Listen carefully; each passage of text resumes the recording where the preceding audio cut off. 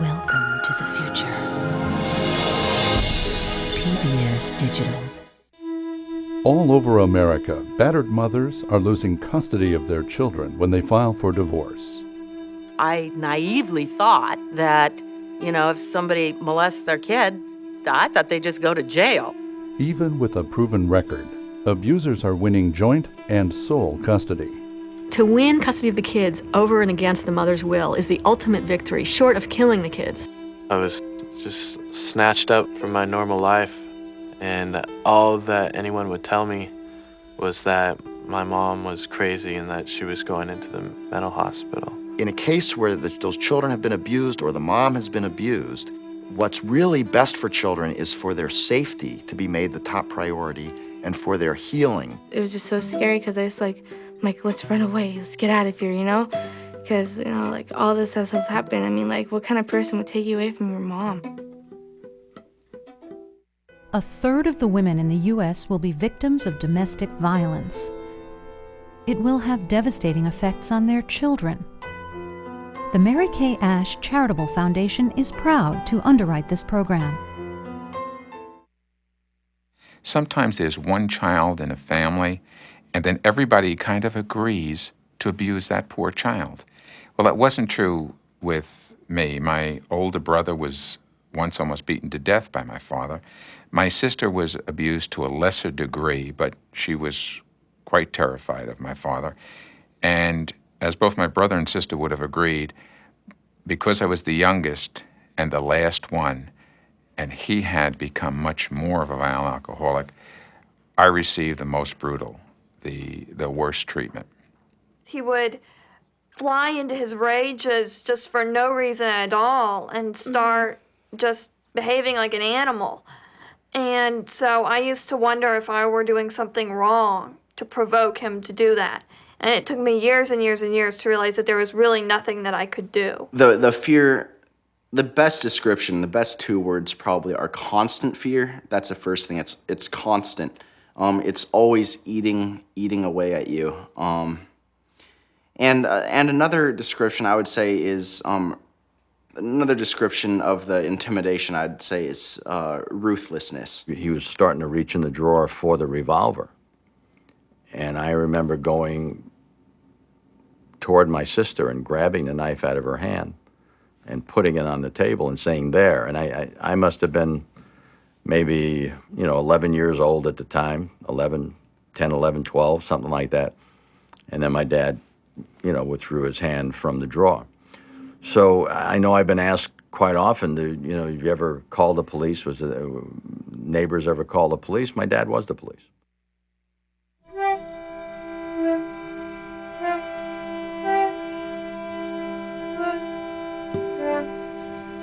I had a pretty good life until I started, till my mom and my dad started to have arguments and over the whole custody thing. We went to court for the first time December of '95. The attorney put a restraining order on him for his actions with the abuse. By January of '96, he told me that he was going to ruin me and destroy me. That's when he came back to tell me that he would be taking Sarah away from me. When I was walking to school with one of my friends, and he came in his car and pulled over, and he tried to get me to talk to him, but I did, and he said, do you want to live with me? And I said, I don't know, but because I was afraid if I said no, then he would just keep asking questions, and whenever I saw him, he was always asked why was I shaking, because I started shaking in front of him, because it's just scary, and I don't know what he's gonna do. The court said that my daughter spent too much time with me. They wanted Sarah to go into daycare because after school, they wanted to start getting her used to staying away from me. It's very widespread, unfortunately, among abusers to use custody and visitation litigation as a continuing weapon of the abuse. And custody and visitation litigation can make it impossible, in one sense, for a woman ever to escape the abuse. To win custody of the kids over and against the mother's will is the ultimate victory, short of killing the kids. It's the best way to hurt her and kick her down is to get her kids. They said that my daughter was afraid of her dad. She didn't want to visit with him alone, and that was my doing. He was pulling her out of cars to visit with him, even when she didn't want to leave. And they said that I wasn't pushing her out of the car. Basically, they said that I should just bodily take her out of the car and drive away. And at that point, they got it in motion to start this parental alienation syndrome that they charged me with. Parental alienation syndrome is a theory that was invented by a man named Richard Gardner. He said there is a syndrome called parental alienation whereby the custodial parent, who is usually the mother, is trying to alienate the children from the father. And she's doing it by raising these false abuse allegations. If you have a child who is reluctant or refuses to visit a parent, or who makes complaints that the other parent is abusing them and refuses to go to visitation, the cause of that is the mother doing things to sabotage the relationship with the father. Gardner's research has been thoroughly debunked by the American Psychological Association, and every other credible scientific expert that has looked at his work has said that there's no scientific validity to it. But they have acknowledged that nonetheless the courts are interpreting the facts in front of them in this light. And so if a mother comes into custody court and says, the father battered me and is putting the children at risk, or has even abused the children, the immediate response is, she's alienating. This is called parental alienation, Your Honor. She's just trying to alienate the children from the father. This is what mothers do. What we know statistically is that several studies have found that 75% of contested custody cases, 75% of those cases have a history of domestic violence. What that tells you is, if you're a judge and you're sitting on a contested custody docket, don't be surprised when abuse is brought up. There are dozens and dozens who will all agree with me that this junk science called parental alienation syndrome has been responsible for so much harm. And yet I am aware every day of judges basing decisions on this, and psychologists using this as knowledge and making recommendations to judges because of this junk science, and it is appalling and responsible for so much harm. I received something in the mail. I did not have an attorney at the time, and the court-appointed attorney for my daughter said that it was just going to be changing the visitation sites.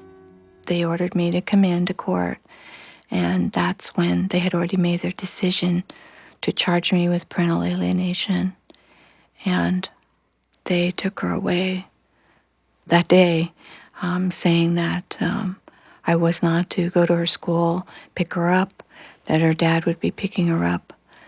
2 days later is when he told her that she wouldn't be coming back to me. I was in the van with him, and I remember, I'm like, can I go back to my mom? And because it was the day I was supposed to go back that day, and he's like, you're not going back. And I remember because we were going to Safeway, and I ran to the payphone and dialed on 911, and I said, help me. But I hung up, but I was too scared. I just wanted to run away. I remember kicking and screaming, and he's like, stop it. And he's really calm about it then. But I just couldn't get over the fact that I couldn't go back to my mom. And I tried calling her. I tried going back to the house. Yes, and I remember that I remember he let me go there just to say goodbye. She knocked at the door, and she was just hysterical, and asking me to run away with her.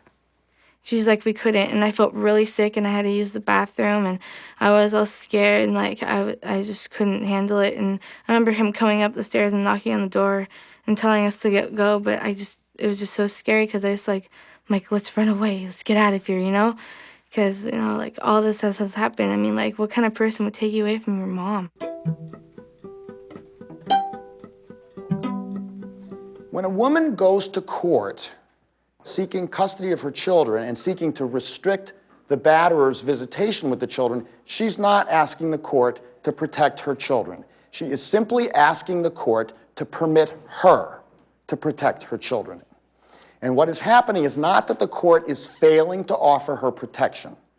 What is in fact happening is that the court is forbidding her to protect her children from a very well-known, very well-established danger. Parents have a right to protect their children from abuse by the other parent. Protective fathers have a right to protect their children from abuse by the other parent. But it happens for certain reasons of social conditioning that the person that children are needing to be protected from is more often a father than a mother. We walk into these courts, we think that they're going to do right by us, and we lose our children. And this is the best kept dirty little secret of our family court system.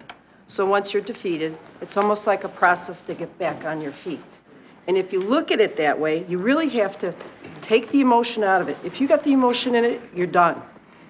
And then go through the process of how to rebuild it back to where it makes any type of sense. You have to get yourself up and then fight it, because it is a battle.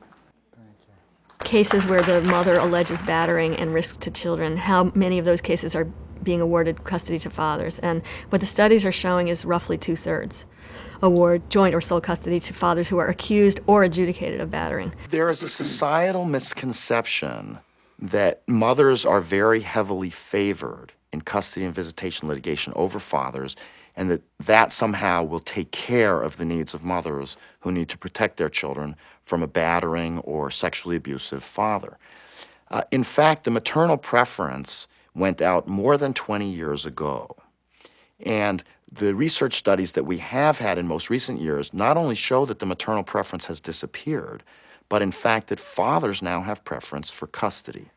When we were a family, he picked on my mom, and now he has no one else but me, and he won't pick on his girlfriends. So, and I'm the only one that's there.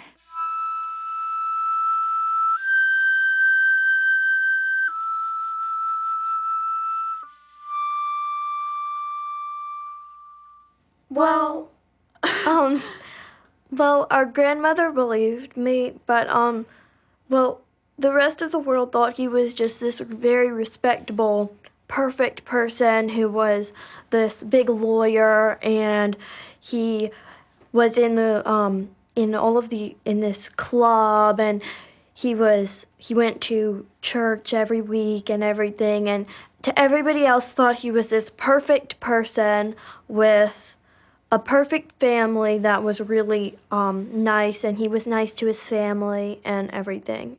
Much more often than not, an abuser is someone who comes off well when he's talking to people outside the family. He knows how to present himself as a calm, reasonable person. Often he's actually quite skilled at presenting himself as a victim of an unreasonable or vindictive or hysterical woman. My ex-husband is extremely violent. When he becomes angry, he can't check his anger. You can see anger come over him physically. He becomes red, his entire demeanor changes. If you don't get away physically, you will be hit. There would be no telling when he would just fly into a rage and start breaking things and hitting people. Yeah. So we had to be very, very quiet and stay out of his way, do whatever he said.